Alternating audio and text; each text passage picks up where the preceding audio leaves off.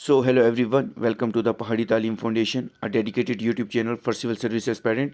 सो आज का लेक्चर हमारा रहने वाला है cell the unit of life, और इसके बीच हमने बहुत सारे एमसीक्यूज रखे हैं ऑन सेल बायोलॉजी। सो ये जनरल साइंस का लेक्चर है। सो जितने भी नए व्यूअर्स हमारे चैनल पर विजिट करें वो हमारे चैनल को सब्सक्राइब कर दें और बेल आइकन को प्रेस करें ताकि नेक्स्ट वीडियो लेक्चर की नोटिफिकेशन आपके पास पहुंच सके। So without wasting time let's start our first question. So the question number first on your screen is cell membrane is composed of. So हमने इस क्वेश्चन में बताना है कि जो सेल वॉल है वो किससे बनी होती है। तो ऑप्शन आपके पास रहेंगे। ऑप्शन ए रहेगा प्रोटीन और सेलुलोज की बनी हुई है। ऑप्शन बी रहेगा प्रोटीन और फॉस्फोलाइपिड की बनी हुई है। ऑप्शन 3 रहेगा दिस प्रोटीन एंड कार्बोहाइड्रेट, और ऑप्शन 4 रहेगा प्रोटीन फॉस्फोलाइपिड एंड सम कार्बोहाइड्रेट। सो अगर हम सेल मेम्ब्रेन की बात करें तो सेल मेम्ब्रेन बनी हुई है option D, that is protein phospholipid and some carbohydrate. So इस क्वेश्चन का आंसर रहेगा ऑप्शन डी। ठीक है जी, ऑप्शन डी इसका आंसर रहेगा। बहुत इंपॉर्टेंट क्वेश्चन है सेल मेम्ब्रेन का। तो सेल मेम्ब्रेन किससे कंपोज होती है? Protein, phospholipid and some carbohydrate. चलते हैं हम अपने नेक्स्ट क्वेश्चन की तरफ। नेक्स्ट क्वेश्चन आपकी स्क्रीन पे रहेगा। Carbohydrate are present in the plasma lemma. ठीक है जी, कार्बोहाइड्रेट जो होती है वो कहाँ पे प्रेजेंट होता है? इन the plasma lemma. In the form of, किसकी फॉर्म में होती है वो? जो प्लाज्मा कार्बोहाइड्रेट जो प्लाज्मा लेमा में होती है वो किस फॉर्म में होती है? सो ऑप्शन आपके पास रहेंगे। हेमी सेलुलोज की फॉर्म में होती है, सेलुलोज की फॉर्म में होती है, स्टार्च की फॉर्म में होती है, या ग्लाइकोप्रोटीन की फॉर्म में होती है। सो ये भी आपने देखना है कि कार्बोहाइड्रेट कहाँ है, क्यों है, कैसे है। सो अगर इस क्वेश्चन की मैं बात करूँ तो इस क्वेश्चन का रहेगा आंसर ऑप्शन 4। ऑप्शन 4 इसका आंसर रहेगा, दैट इज ग्लाइकोप्रोटीन। याद रखें क्या रहेगा? ग्लाइकोप्रोटीन। ग्लाइकोप्रोटीन इसका आंसर रहेगा। तो अगर हम बात करें दिस व्हाट इज ग्लाइकोप्रोटीन, ये जो ग्लाइकोप्रोटीन होती है ये क्या होती है? So glycoprotein is a protein molecule. Glycoprotein क्या होता है? एक प्रोटीन मॉलिक्यूल होते हैं। क्या होते हैं? प्रोटीन मॉलिक्यूल्स होते हैं विद वन और अ मोर कोविलेंटली अटैच्ड कार्बोहाइड्रेट, जिसके साथ दो या दो से ज़्यादा जो होते हैं कार्बोहाइड्रेट्स हाइड्रेट्स जो हैं वो अटैच रहते हैं covalently, that is known as oligosaccharide. तो ये बात आपको याद रखनी है। So glycoprotein consist of protein backbone with the oligosaccharides.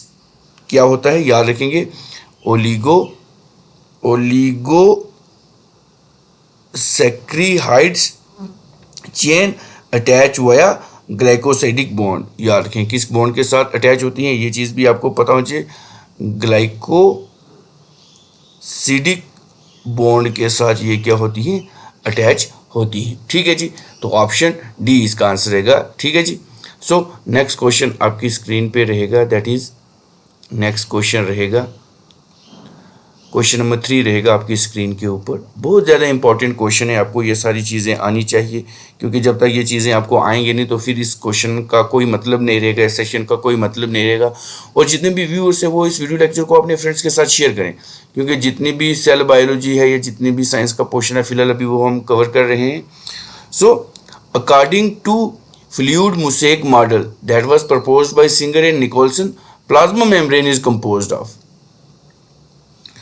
तो अगर हम इस क्वेश्चन की बात करें, अगर हमें पता है फ्लूइड मोज़ेक जो मॉडल है जो सिंगर और निकोलसन ने दिया हुआ है, उनकी माने तो प्लाज्मा मेम्ब्रेन किस चीज़ का बना होता है। तो अगर हम इस क्वेश्चन की बात करें तो क्या सेलुलोज और हेमी सेलुलोज का बना होता है? ऑप्शन सेकंड रहेगा फास्फोलाइपिड एंड इंटीग्रेटेड प्रोटीन का बना होता है। ऑप्शन 3 फास्फोलाइपिड एक्सट्रिंसिक प्रोटीन या इंट्रिंसिक प्रोटीन से बना होता है।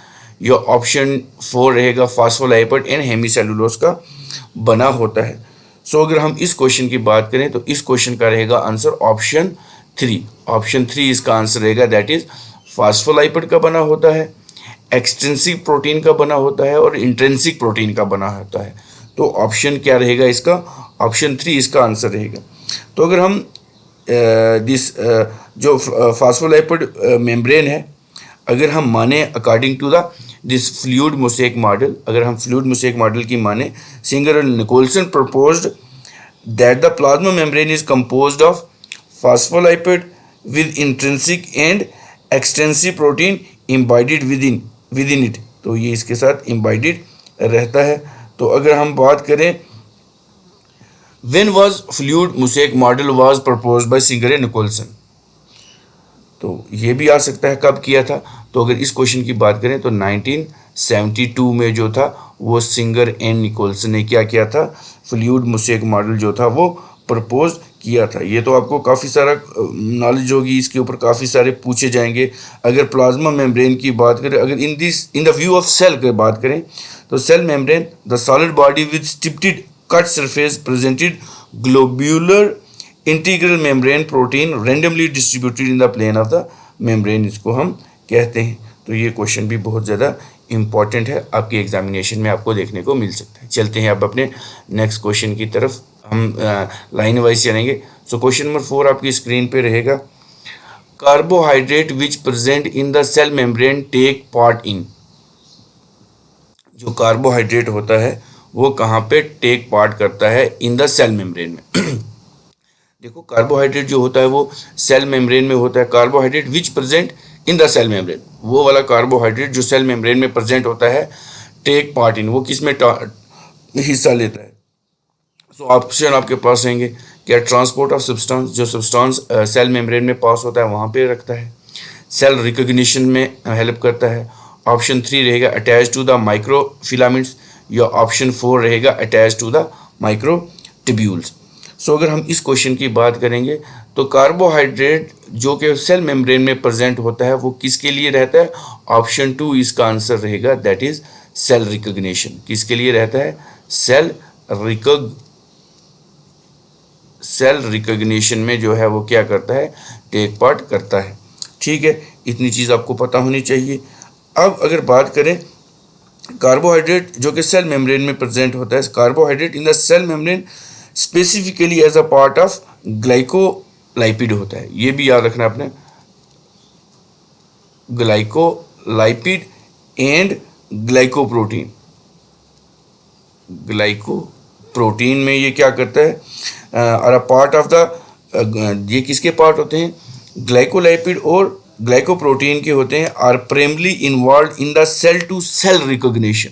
किसकी होती है, cell to cell recognition and addition में ये मदद देता है। So this carbohydrate act as a identification tag, ये आइडेंटिफिकेशन टैग होते हैं, याद रखेंगे आइडेंटिफिकेशन टैग होते हैं।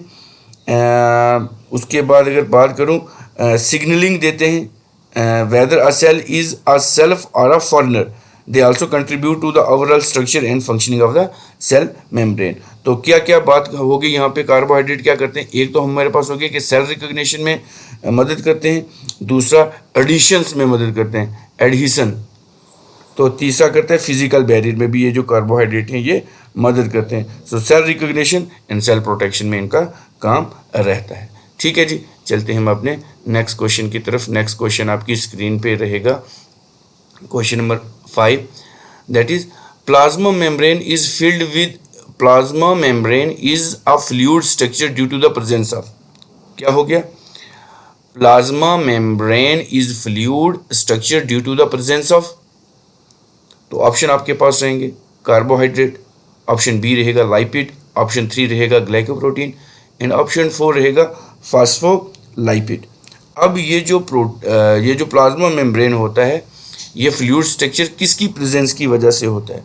सो अगर हम इस क्वेश्चन की बात करें तो ऑप्शन 2 इसका आंसर रहेगा, क्या रहेगा, 2, दैट इज लाइपिड की वजह से ये क्या होता है, फ्लूइड स्ट्रक्चर होता है। कौन सा, plasma membrane. So plasma membrane fluid nature is primarily due to the presence of lipid, specifically the phospholipid bilayer. Phospholipid bilayer की वजह से ये होता है। That form its core, जो कि इसकी कोर बनाता है, तो ये सारे होता है। So plasma membrane is a fluid structure due to the presence of lipid, mainly that is cholesterol, and it is mosaic in nature, and it is mosaic, ये भी याद रखना आपने, मोसैक सेक इन नेचर ये रहता है। सो इस question का रहेगा कि जो प्लाज्मा मेम्ब्रेन है वो फ्लूइड स्ट्रक्चर क्यों रहता है, due to the presence of this lipid. चलते हैं हम अपने नेक्स्ट क्वेश्चन की तरफ। नेक्स्ट क्वेश्चन आपकी स्क्रीन पे रहेगा। The chemical substance abundantly present in the middle lamella is, जो केमिकल सब्सटेंस होता है जो मिडल लैमेला में प्रेजेंट रहता है, that is the chemical substance abundantly present in middle lamella is, वो रहेगा आपके पास ऑप्शन रहेगा क्यूटीन की वजह से होता है, कीटीन की वजह से होता है, लिग्निन की वजह से होता है, या पैकिटीन की वजह से होता है। सो अगर हम इस क्वेश्चन की बात करें तो इस क्वेश्चन का रहेगा answer option 4, that is pectin. Option 4 रहेगा इसका आंसर, दैट इज पैकिटीन की वजह से ये जो होता है, क्या होता है, the chemical substance abundantly present in the middle lamella is the pectin. तो पैकिटीन इसमें सबसे ज़्यादा होता है। सो इसको हम कहेंगे मिडल लैमेला जो होता है उसमें, मिडल लैमेला की बात करें तो इसमें इसको कहेंगे कैल्शियम पैकिटेट। जो कैल्शियम पैकिटेट होता है वो इसमें प्रेजेंट होता है, while both calcium and magnesium pectate are present. Calcium जो पैकिटेट होता है that is the primary component. ये आपने याद रखना है, ये कौन सा होता है, ये जो होता है हमारा प्राइमरी कंपाउंड रहता है। चलते हैं हम अपने नेक्स्ट क्वेश्चन की तरफ। नेक्स्ट क्वेश्चन आपकी स्क्रीन पे रहेगा, that is question number 7।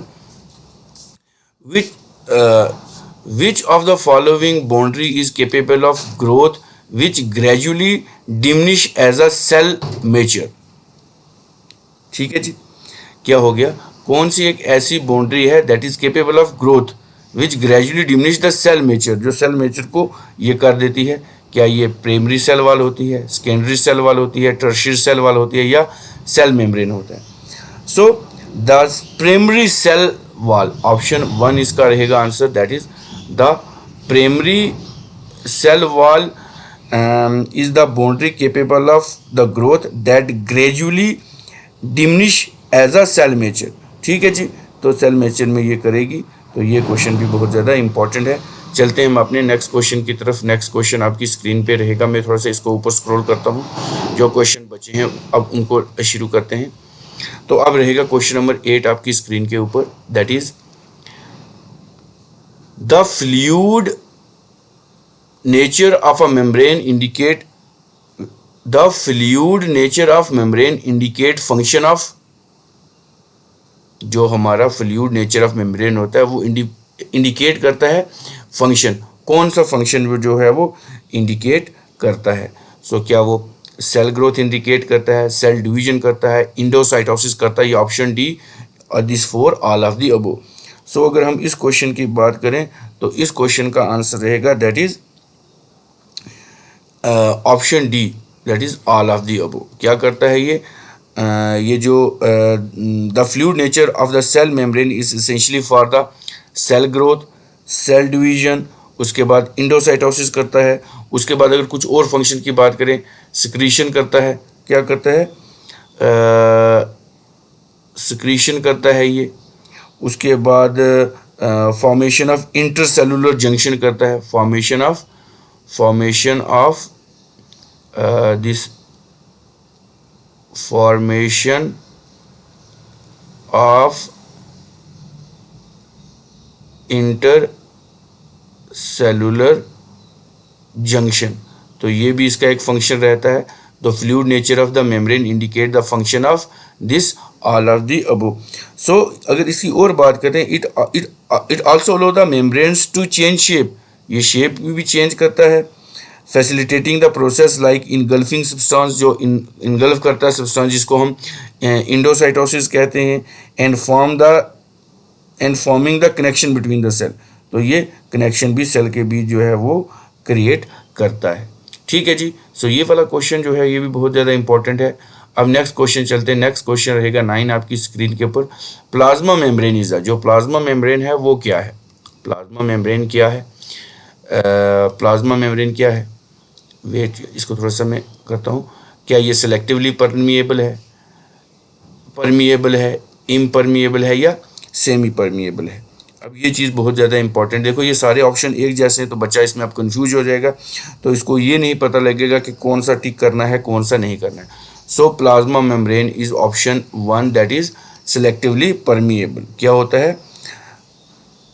So what is selectively permeable, ये चीज़ भी आपको पता होनी चाहिए कि जो सेलेक्टिवली परमिएबल होता है या सेमी परमिएबल होता है या ये सारी चीज़ें ये क्या होती हैं।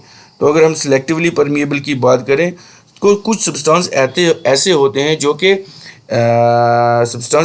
जो कि एबल होते हैं पास थ्रू द मेम्ब्रेन, जो मेम्ब्रेन से पास थ्रू हो जाते हैं, while other substances are not able to pass through. So the cell membrane is considered to be the selectively permeable since it select what is able to pass through it. मतलब ये cell membrane है, ये selectively permeable है। तो ये क्या करती है, ये सिलेक्ट करेगी कौन सी चीज़ एबल होगी जो इसके पास करेगी, इसके जो है अंदर इनसाइड जाएगी, तो उसको ये इसके थ्रू जो होगी इस मेम्ब्रेन के, तो उसको हम कहते हैं सिलेक्टिवली परमिएबल। चलते हैं हम नेक्स्ट क्वेश्चन की तरफ। नेक्स्ट क्वेश्चन आपकी स्क्रीन पे रहेगा। Singer and Nicolson's model of plasma membrane differ from the Robertson model in the, ये किसकी वजह से जो है ये मेम्ब्रेन जो है ये अलग है, जो सिंगर ने दिया था और निकोलसन ने, और जो रॉबर्टसन मॉडल था। ऑप्शन 1 रहेगा number of lipid layer, option second रहेगा arrangement of the protein, option 3 रहेगा arrangement of the lipid bilayer, option 4 रहेगा absence of protein layer. So अगर हम इस क्वेश्चन की बात करें तो इस क्वेश्चन का रहेगा option second that is arrangement of protein. तो जो अरेंजमेंट ऑफ प्रोटीन है उसके हिसाब से ये क्या थे, ये दोनों जो थे डिफरेंट थे। So Singer Nicolson model also known as, जिसको हम फ्लूइड मोसेक, इसको हम एक और नाम भी कहते हैं, इसको हम फ्लूइड मोसेक मॉडल भी कहते हैं। क्या कहते हैं? फ्लूइड मोसेक मॉडल भी इसको कहते हैं। Differ from the Robertson model also known as, अब ये रॉबर्टसन मॉडल है, इसको रॉबर्टसन ना पूछ के वो यूनिट क्या बोलेंगे, यूनिट मेम्ब्रेन मॉडल भी इसको कहते हैं, यूनिट मेम्ब्रेन मॉडल भी कहते हैं इस रॉबर्टसन को, ठीक है, यूनिट मेम्ब्रेन मॉडल भी कहते हैं। So it is the depictions of the protein arrangement within the plasma membrane. तो अरेंजमेंट ऑफ जो प्रोटीन मेम्ब्रेन है उसके बेस पे ये होता है। चलते हैं अब नेक्स्ट क्वेश्चन की तरफ। नेक्स्ट क्वेश्चन आपकी स्क्रीन पे रहेगा, question number 11 that is in fluid mosaic model of the plasma membrane. तो इसमें क्या क्या होता है? फ्लूइड मोसेक मेम्ब्रेन की अगर बात करें तो क्या upper layer is non polar और हाइड्रोफिलिक होती है, ऑप्शन सेकंड रहेगा पोलर लेयर इज हाइड्रोफोबिक होती है, ऑप्शन 3 रहेगा phospholipid form a bimolecular layer in the middle part होती है, या option D protein form a middle layer, क्या जो प्रोटीन होती है वो मिडल लेयर फॉर्म करती है। सो अगर हम इस क्वेश्चन की बात करें तो इस क्वेश्चन का रहेगा ऑप्शन 3 दैट इज ऑप्शन 3 इसका आंसर रहेगा। In fluid mosaic model of the plasma membrane phospholipid form the bimolecular layer in the middle part, ये बाईमालिक्यूलर लेयर जो है वो मिडल पार्ट में बनाती है। चलते हैं अब अपने नेक्स्ट क्वेश्चन की तरफ, क्वेश्चन नंबर 12। क्वेश्चन नंबर 12 आपकी स्क्रीन पे रहेगा that is according to the widely accepted fluid mosaic model, जो फ्लूइड मोसेक मॉडल जो है जिसको हम वाइडली एक्सेप्टेड करते हैं, मानते हैं, सेल मेम्ब्रेन है सेमी फ्लूइड, सेल मेम्ब्रेन जो है वो सेमी फ्लूइड है, जहाँ पे लाइपिड और इंटीग्रल प्रोटीन जो है वो डिफ्यूज करती है रेंडमली। अगर हम इन रिसेंट ईयर की बात करें, ये जो मॉडल है इसको सेवरल वे में मॉडिफाई किया गया है। In this regard which of the following statement is true. अब कौन सी जो स्टेटमेंट है वो इनके हिसाब से सही है? क्या जो प्रोटीन है that can undergo flip flop movement in the lipid bilayer, ये इसमें क्या जो है वो फ्लिप फ्लॉप मूवमेंट करती है। ऑप्शन सेकंड रहेगा many protein remain completely embedded in the lipid, option 3 रहेगा protein in the cell membrane can travel within the lipid bilayer, option 4 रहेगा protein can remain confined with certain domain of the membrane. So अगर इस question की मैं बात करूं तो इस क्वेश्चन का रहेगा option A that is protein can also undergo flip flop movement in the lipid bilayer. तो क्वेश्चन नंबर 12 का आंसर रहेगा ऑप्शन 1। अब चलते हैं हम अपने नेक्स्ट क्वेश्चन की तरफ, क्वेश्चन नंबर 13 के ऊपर।